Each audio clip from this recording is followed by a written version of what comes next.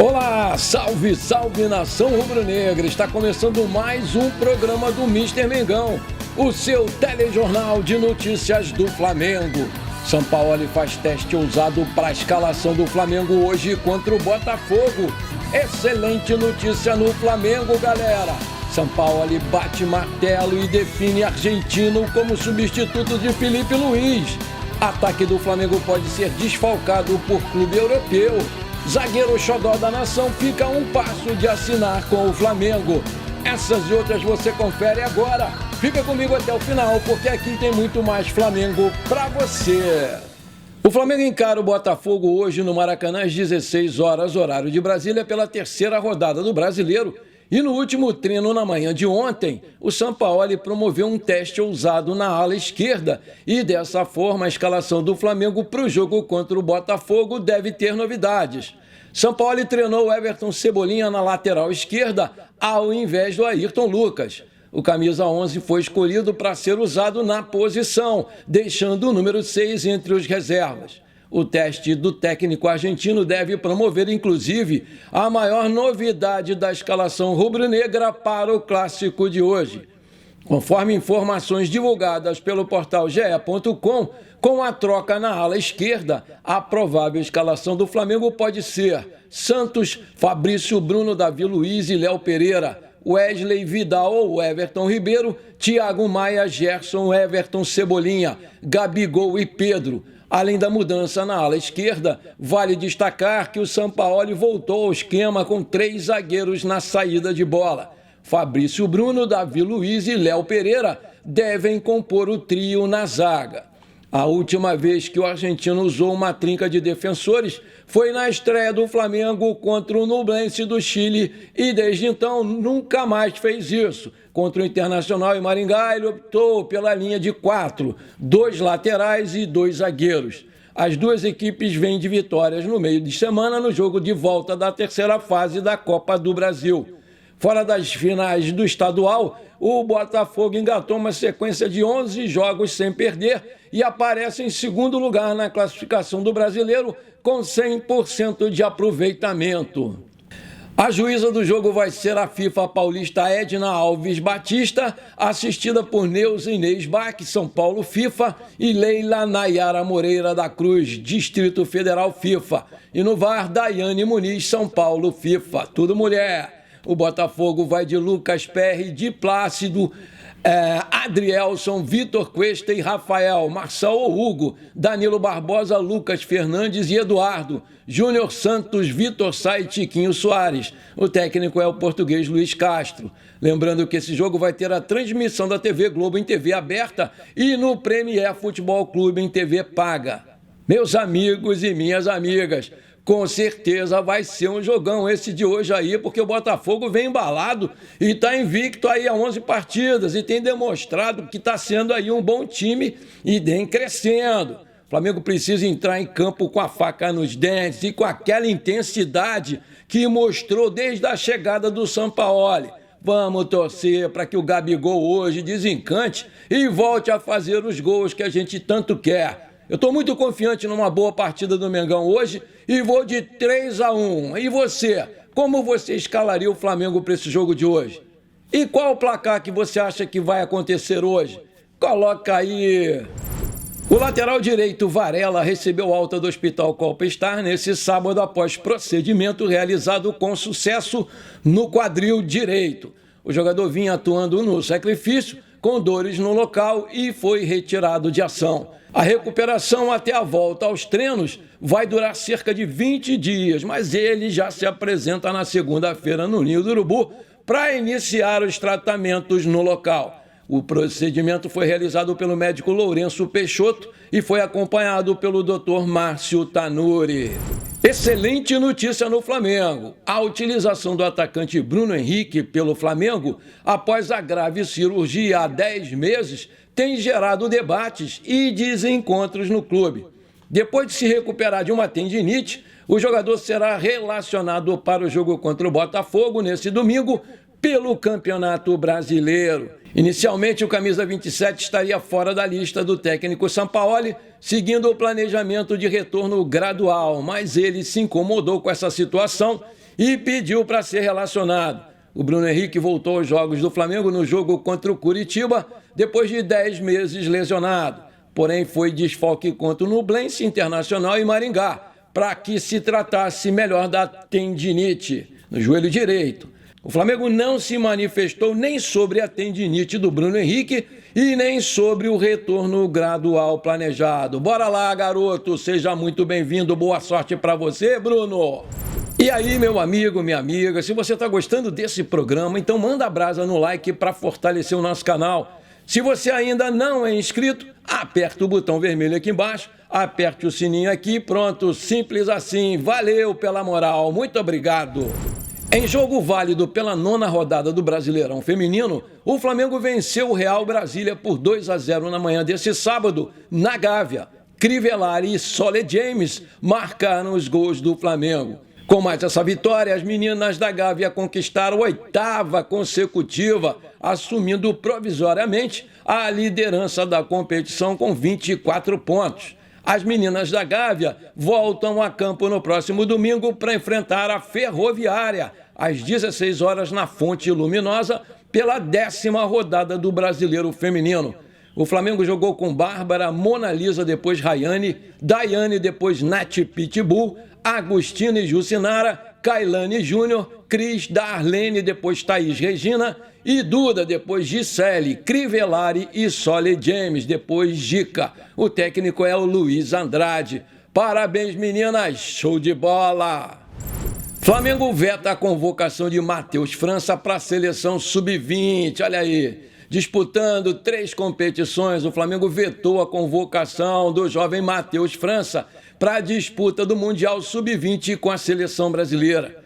O nome dele estaria na lista de 21 convocados pelo técnico Ramon Menezes para disputar a Copa do Mundo Sub-20, mas já era de conhecimento que o Flamengo não iria liberar o jogador, visto que o técnico Jorge Sampaoli conta muito com ele para a sequência de jogos na temporada e, com isso, o atacante foi retirado da relação de selecionados pelo Brasil. O Flamengo, inclusive, alega que o desenrolar da competição vai acontecer em um período que não há paralisação por data FIFA. E, sendo assim, a diretoria do Mengão argumenta que o time não pode ficar desfalcado durante o andamento da competição sub-20, isso porque o torneio mundial ocorre entre os dias 20 de maio e 11 de junho. Nesse período aí, em que os jogadores estarão concentrados com o grupo brasileiro, o Flamengo vai disputar cerca de 9 partidas. Além do Matheus França, o Mengão também optou por não liberar o zagueirão Cleiton. Olha aí, zagueirão muito bom esse garoto. Outro nome que também estava cotado para ser convocado seria de Matheus Gonçalves, o meia considerado peça útil para o técnico Sampaoli para os próximos jogos. O Flamengo já autorizou a convocação do goleiro Cauã Santos. Aí eu pergunto, você acha que a diretoria do Flamengo agiu certo em não liberar esses garotos? Coloca aí. Vai chegar a oferta de 94 milhões de reais, Sampaoli já sabe. Ataque do Flamengo pode ser desfalcado por um clube europeu. De acordo com o jornalista Alan Nixon, do The Sun, o Crystal Palace do John Textor promete investir 15 milhões de libras, 94 milhões de reais, na contratação do atacante Matheus França, de 19 anos, mas, de acordo com o jornalista, o Flamengo deve fazer jogo duro pela saída do jogador. Além do Crystal Palace, o Newcastle também é outra equipe inglesa que monitora a situação do atacante. O Flamengo espera a chegada de uma proposta oficial para definir o futuro do garoto. Durante a última temporada, o Matheus França fez 22 jogos e fez 6 gols, incluindo um na Libertadores, competição em que se sagrou campeão. Já sabendo do interesse europeu no garoto, o Flamengo tratou de renovar o contrato dele até o final de 2027, com uma multa contratual de 200 milhões de euros, mais de R$1 bilhão.